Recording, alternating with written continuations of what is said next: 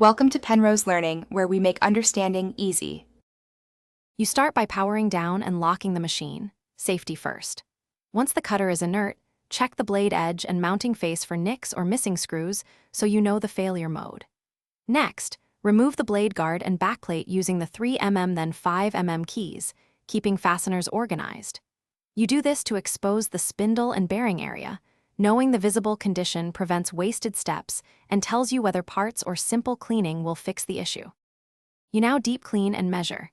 Take the blade off and check arbor runout with a dial indicator so you can tell if wobble caused edge failures.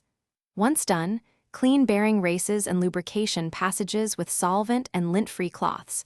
Grit causes rapid wear. If bearings show play or scoring, replace them. Press new ones evenly and relube with the recommended grease.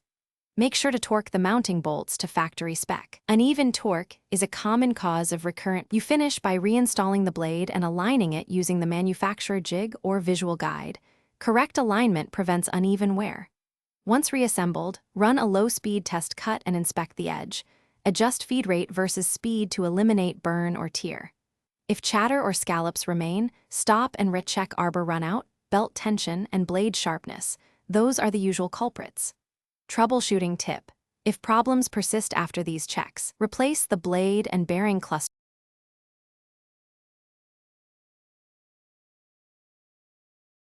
Thanks for watching. If this was helpful, leave a like and consider subscribing. See you next time.